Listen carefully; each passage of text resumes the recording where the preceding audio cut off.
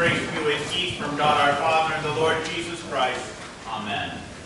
Our text for today is the Gospel just read, taken from St. John chapter 2, the wedding at Cana.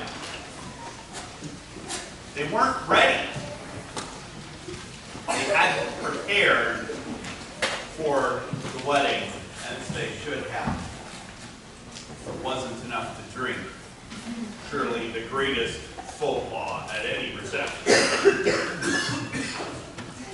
They didn't have enough stuff. They didn't have the resources that they thought they needed.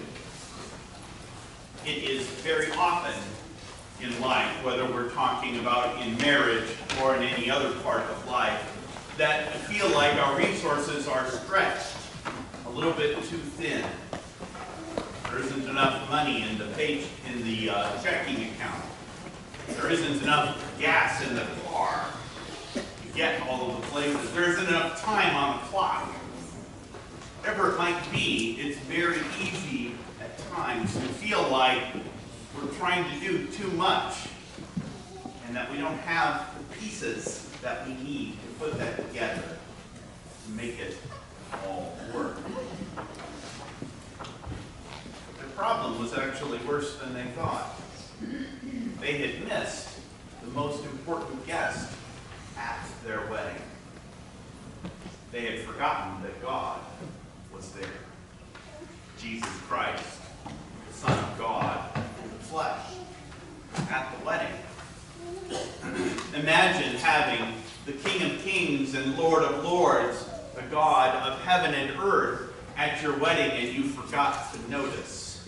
It's there. It would not have gone well, it would seem.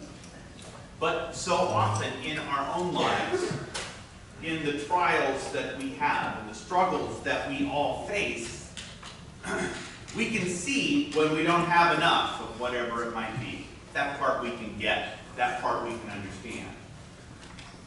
What we don't see is who is there to bless us and to be with us all the days of our life.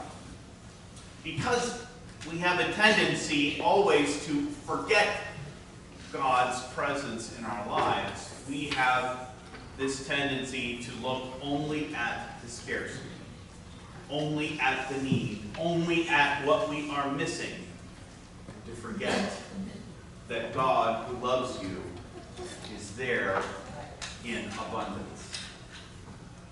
Because we forget God is present, we forget maybe the most important thing. We fail to recognize the crown on our own head. For you see, beloved, there is a wedding. And in that wedding, the church is his bride. You, the body of Christ, the bride of Christ.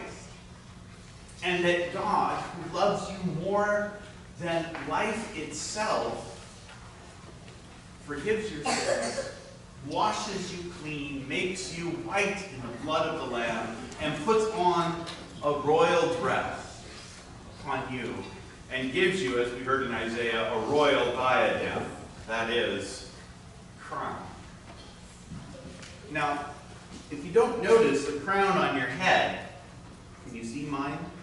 I can't see him, I can't feel it either. If you don't notice the crown on your head, you're not going to notice the crown on anyone else's either.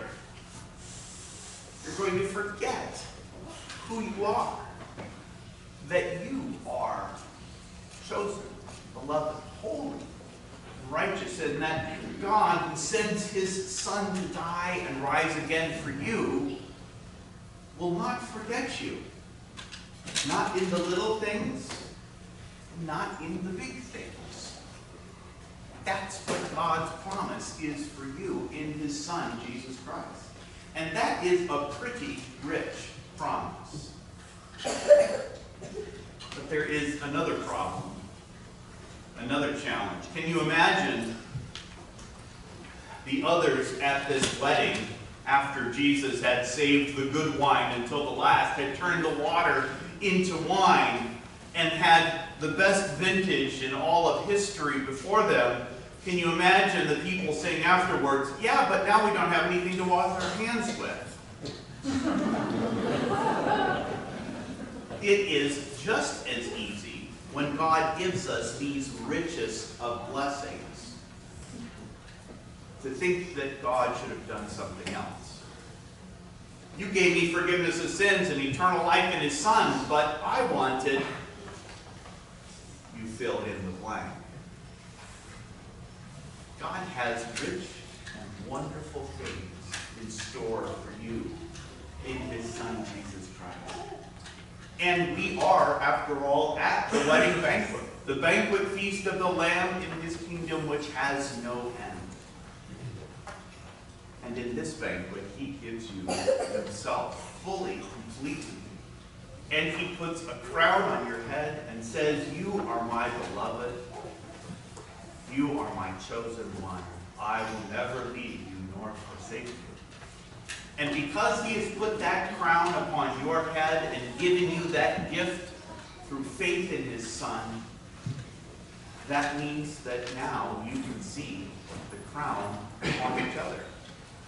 You can see that these other ones, all of those more than just here, that they too are God's beloved. Maybe they can't see the crown. Maybe they don't feel it's there. But God gives it. Again, again, again. He gives it. That is His great and wonderful promise to you this day. Come to the wedding feast. In Jesus' name.